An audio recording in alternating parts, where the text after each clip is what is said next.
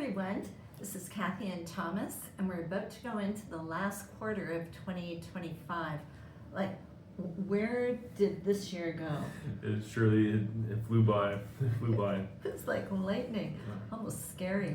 So we had a long cold spring, maybe that was part of it, and then a hot summer. And our fall now, I'm just looking out the window on the 48th floor, is absolutely stunning. Can we hold on to it for another month and a half, 2 months? We can only hope. Yeah, that's as predictable as the stock market, right? Especially here in Calgary, our bipolar weather here, yeah. We can only hope, but it has been beautiful so far in September, no complaints. Yeah. So we've got lots going on. It's been quite an interesting year, but what's going on right now at this moment, and it's rate cuts. Like, holy cow, it seemed to be the US Federal Reserve and the Bank of Canada are kind of acting in tandem, because we've had quite a change in, well, not quite a change with both countries. Yeah. Tell me a little bit about that, Thomas. Yikes. Do you want to start with Canada or the US? Yeah. Go for it. Well, I think with both too, usually we see a neutral rate policy. It tends to hold for a while, but since COVID, it seems every year we've either been cutting or hiking, and it's been one or the other almost every year. With relief, where usually we find our net neutral rating, and you tend to sit there for a while. But there's been the constant state of hiking and cutting, and therefore we've had to be more active and more dynamic with the way we've been managing money here. Canada, we let off before the US, and so we're down to both countries at a quarter point cut, so 0.25. Yikes. Cut. So if you have a mortgage, which you should get. Yeah, exactly. You're smiling. If your mortgage is coming up for renewal for our younger clients, yay. Especially in the US too, where you can tax deduct that interest off the mortgage as well too, which is big. Right. And that predictability. I think in Canada we work on shorter cycles, so therefore we have to act a little more than the US, just because our mortgages we cap out the 5-year fix, where the US you have a nice 30-year fix. You can lock that in. Wouldn't that be nice to have that predictability? Yeah, certainty. So we've let off the states. We started cutting earlier, and we've been ahead. We've been a little more. We had a little more weakness here in Canada to start, so that's why we were leading the charge here with the U.S. Jerome Powell has been a little more sticky and wanting to hold on to that 4.5% range that he had prior, and he just started off with the first quarter point cut here, and that was yesterday on Wednesday. Gee, yeah. I wonder what the contributing factors to that were. Maybe it was some political pressure was on him. Plus, it looks to me like their GDP is coming down, their exportation. In particular, evidently, the stats I read were the U.S. exporting liquor, alcohol to Canada, it has dropped 93%. And I guess we're a big market for them, so reflect upon that. And it wasn't like it got legislated or there was a lead on this. Just Canadians right across the board said, Californian wine, maybe I'll go to Portugal or Italy. So it was just kind of a across the country consensus to show how we felt about the whole situation via our alcohol consumption. Yeah. Kind of interesting. Bourbon's down 63%, but all over 93, I think it is, or close. Quite something. But I want to give him credit as well. He's been strong with holding out and not facing the pressure that Trump's put on. I know that always be daunting with the way that Trump tweets, to know that by next year your job's gone, you're going to be replaced, and to have the president tweet at you to cut rates when the Fed and the president should be separate. So good on him for wanting to hold out, and obviously it's in the president's interest to have have an easing cycle, to therefore pour more fuel on the fire and to keep this economy going. But as we've seen as well in the States, and I know that you had it down for your bullet point, is the weakening or the soft employment numbers that came out of the States. And I know that there's been a firing. He looked for a new stats person. Maybe you want to comment on Trump? Yes, Erica, last name hard to pronounce. She came out with horrible stats. She was the governor of stats, something like that. And she came out with bad numbers, so he just fired her. Now, he did did attempt to fire another governor, a gentleman named Cook, and the Supreme Court upheld, no, you just can't do that. So giving accurate numbers seems to be a bit daunting, but evidently he supported the first governor's numbers. I mean, the numbers are the numbers, and evidently he's not been fired, but yikes, that's job pressure. A lot of pressure, and so the new gentleman that stepped in to take over the head of stats also confirmed that the softer employment numbers. So it looks like that firing was all for nothing, just reconfirmed already what was given there. But a lot of pressure coming from the president to have this narrative that things are going well and there's no cracks anywhere. But obviously, it's important to have people who are separate from the president to also give unbiased opinion and stats as well. No kidding. So in Canada, I just jotted some notes. We have a labor market that's softening.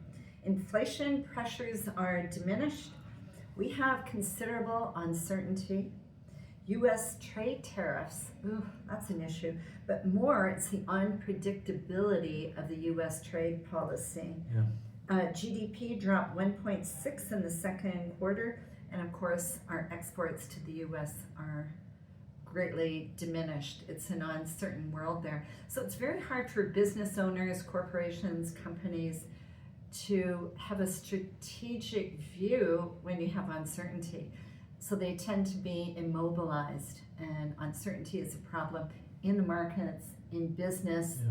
Give me a yes, give me a no, I'll work with it and regroup. But in this case, it's just today is one thing, the next day it's another thing, so hard to get a grasp on that.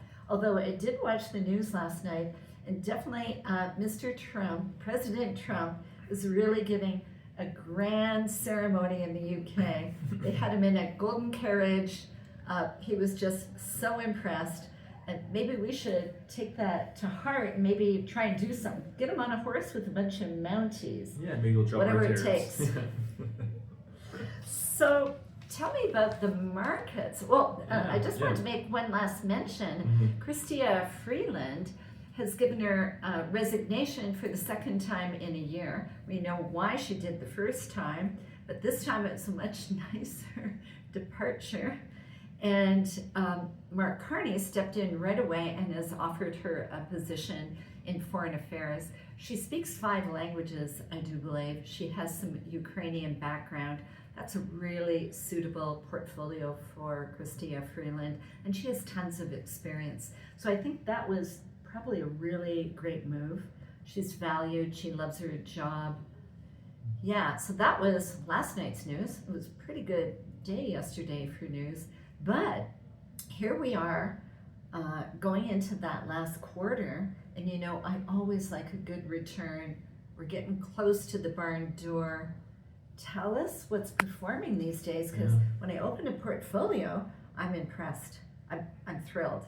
We're rocking. Yeah, this market has been priced for perfection here, and we've seen the multiples, and we've seen people wanting to pay up. The markets and earnings have been really solid, and they've met expectations. But the thing with that is that the market is priced to perfection. So anything less than perfection, we're going to be feeling it, and that's part of the reason why yesterday with cuts both in Canada and the U.S. we didn't see a big jump. Largely, it was priced in. People had expected it. People expected easing. So there's more risk on the downside if we don't get these cuts, and if there isn't more easement to the market, to the broader economy.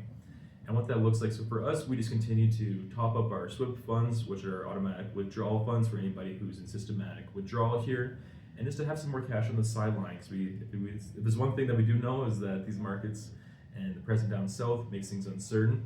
And therefore, there could be some very brief windows where we could see some buying opportunities again if things do pull back, like what we did in April, where we were big buyers. So for the time being, we've been participating in the market, and as Kathy has mentioned, it's been a good year for the markets in Canada, and the U.S. and internationals have been performing really well as well. And we've had a good weighting, and our portfolios continue to be extremely diversified. I think a lot of managers over the past years have become very concentrated in the U.S., but we've always remained diversified. Kathy often refers to the Canadian banks as being the backbone or the spine to our portfolios. And during that time, they've been paying us out that consistent 4% dividend. And as well, we're seeing double-digit returns across the big 6 banks. So we're very happy with that. Continuing to hold more cash and just to be ready for anything that might come our way as far as an announcement, maybe more tariffs. The only thing that is predictable now is the uncertainty that could come our way. So we're always ready, still participating in the market. Earnings have been going well. We have our eyes on unemployment, and then also on this cutting cycle as well too. If those cuts decide to stop and the market has priced that in, we could see some more volatility in the markets. So yes, performance. We've had great performance. Yes, I do love those Canadian banks because they're a monopoly. And our international has performed like crazy. We have a couple of fund managers that are just incredible in performance. And our tech. We keep taking money out of tech to keep you inside your risk profile, and it keeps performing. Case in point, the appointment I just did, and my client said, didn't we take a bunch out of that? I said, yes, we did, and it's right back. So we have our eye on that, but it has been a great performing sector.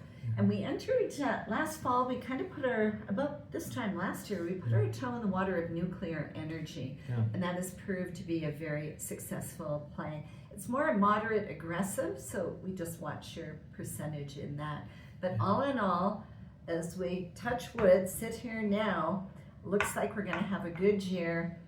It's great going into the last quarter. For those of you systematic withdrawing, we've got you covered. We've got your pots well filled, like Thomas said.